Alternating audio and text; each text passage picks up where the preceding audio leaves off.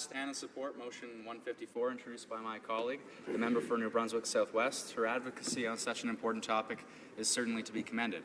Now, on a personal note, as I begin, my family used to travel out east every summer to Nova Scotia to visit my uncle and aunt and our cousins, and we usually camp for an extended period of time in Cape Breton, and we'd camp along the way to Nova Scotia. And we'd enjoy different adventures along the way as well, Madam Speaker, and that included whale watching. And as a kid, I was able to see beluga whales and humpback whales in the St. Lawrence at Tadoussac, and I'd like to think others will continue to have that same opportunity. I'd like to think, Madam Speaker, that our government will take sufficient action that I'm able to travel with my wife and my son McKinley out east to Nova Scotia and go whale watching as well. Now, I want to thank the hundreds of constituents who've written to me about the importance of protecting our whale populations here in Canada. Many constituents, for example, wrote to me requesting that our government act to protect the southern resident killer whales and to take emergency action. In their letters, they noted that there is a large risk of southern resident orca extinction this century if conditions remain unchanged. In their words to us as representatives and to our government, they say, the extinction of these whales and many other endangered species in Canada is a tragedy that you have the power to prevent. Many constituents have also written to me in support of S203, and I look to supporting that legislation when it comes to the House to put an end to the captivity of cetaceans. Senator Sinclair recently spoke eloquently on this topic, saying, cetaceans possess intelligence, emotions, social lives that include extremely close bonds to their families, complex communication skills, and roaming lifestyles. Now, I would put it this way. We should treat all animals who think and feel with respect and compassion, and that means giving adequate consideration to how human activities affect animal habitats and lives. So, there are a number of whales addressed by this motion, and I want to address each in turn. Beginning with the North Atlantic right whales. Many of us remember last year there was an epidemic of whales dying along the coast. For the first time ever, the North Atlantic right whales calving season has produced no babies, and this is after almost 20 of the whales died off the east coast. Dr. Moira Brown of the Canadian Whale Institute has said, the population decline since 2011 demonstrates that right whales do not have the capacity to sustain low birth rates and high death rates for very long. If mortality rates remain the same as between 2011 and 2015, with so few breeding females alive, the species could become functionally extinct in less than 25 years. Others have noted that there are only 100 female breeding female right whales left, and 17 scientific experts wrote last year to our Prime Minister, noting what is required now is bold and swift action to reduce fishing gear entanglements and ship strikes. We urge you to take seriously the warning signs of an impending extinction. As my colleague from New Brunswick Southwest noted in her remarks, as early as 2007, a study conducted between the Grand Manan Basin and the Roseway Basin determined that reducing vessel speed from 12 knots to 10 knots reduces the risk of a ship strike by 30%, or that in the Bay of Fundy, shifting the shipping lane by 4 nautical miles to the east reduces the risk of a vessel collision by 90%. Now, the government has proposed an action plan, recovery plan, that they posted in 2016, and this motion will be incredibly important to assess the actions under that plan. Now, the St. Lawrence estuary beluga, the very belugas that I was able to see as a kid, the Department of Fisheries notes that before 1885 there were as many as 10,000 belugas in the St. Lawrence estuary and Gulf. In the 1980s, when regular monitoring began, the population was estimated to be around 1,000 individuals, and today that population is estimated at only 900. Commercial whaling, just like it depleted the right whales, has also depleted the beluga whales population severely. And although whaling for belugas has been banned since 1979, there's been no noticeable recovery in the population. And of course, similarly, a number of factors are to blame in the decline of the species. Yes, reduced food sources, disturbance by humans, and habitat degradation, but principally ship strikes and entanglement in fishing gear.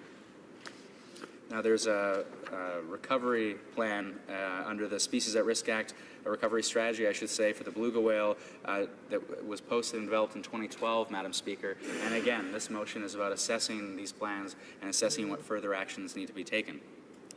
With respect to the southern resident killer whale, this is the species for which I received so many letters from constituents. And my constituents noted repeatedly that they were concerned there are only an estimated 76 southern resident orcas remaining in the Salish Sea waterways, down from 98 in 1995.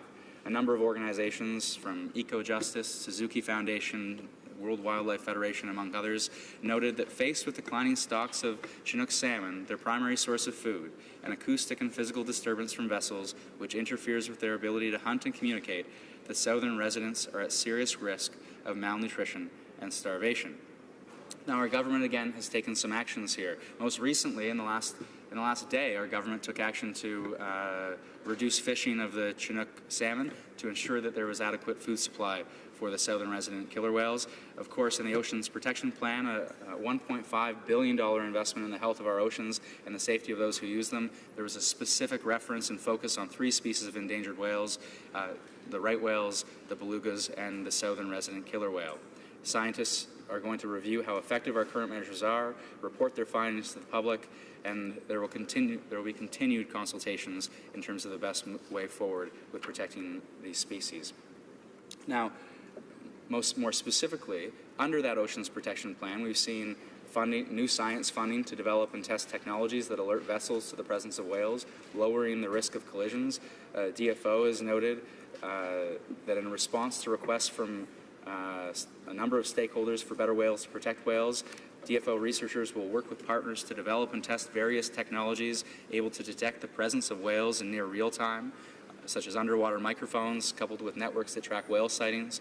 The goal is to capture near real-time information on whales in specific areas and on whale location. The department recently hosted a meeting of Canadian and international experts to discuss various technologies, and the group will continue to do work to improve measures to protect whales. Again, there's $3.1 million on research projects, including for the University of British Columbia, to examine the effect of changes to the supply and quality of Chinook salmon, their source of food, and Oceanwise will study the impact environmental stressors are having on whales, such as noise and limits on prey. The minister said we're going to make a series of decisions that may necessarily represent some disruption for certain sectors, but will be guided by scientific advice and our solemn responsibility to ensure the protection and recovery of southern resident killer whales.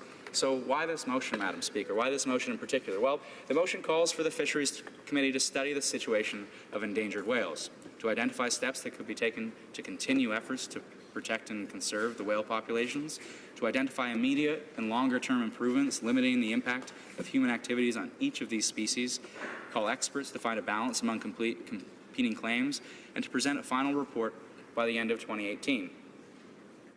In a letter of support for the motion, Rick Bates, the CEO and Executive VP of the Canadian Wildlife Federation, said that a study undertaken by the Standing Committee on Fisheries will benefit all efforts to conserve our endangered whales by producing an all-party examination of the situation and how it can be improved. Dr. Moira Brown, again from the Canada Whale Institute, notes that if mortality rates remain the same as between 2011 and 2015 with so few breeding females alive, the right whale could become functionally extinct in less than 25 years if we don't take action. Michael Broad, President of Shipping Federation of Canada, we support the overall objectives of this proposed motion and are strongly interested in bringing forward industry's perspective on risk management actions. So why is this important for me in particular, and why am I standing up? Well, it's important. Canadians in my riding across the country have called for strong conservation measures to protect our whale populations. And while the government's actions to date are important and welcome, Madam Speaker, it's also important to assess whether the government's actions are sufficient to meet our goals, and that's certainly the work of the Standing Committee on Fisheries. And finally, it's important to maintain pressure to produce even stronger action. And so my hope is that when the study is undertaken and the report is delivered by the end of the year, we can identify where there are successes. We can also identify where we need to continue to move on this issue, and the report will provide clear evidence of the need for further action, and the government will heed that call. We have an opportunity to do what is right, and rare in this House, we also have an opportunity to do what is right in a nonpartisan way. I fully expect all members in this chamber to support this motion, and I fully expect the Standing Committee on Fisheries to produce a unanimous report to address this timely and important topic. And on a final note, Madam Speaker, I know I'm running out of time. but the ocean protections are important to all of us, and I know plastics are a serious issue to that end. So I want to invite all members, all constituents in Beaches East York to attend a screening provided by the Water Brothers on July 10th in my riding at the Fox Theatre at 7 p.m. on July 10th. I hope to see all my constituents there. Thanks very much, Madam Speaker. Resuming debate.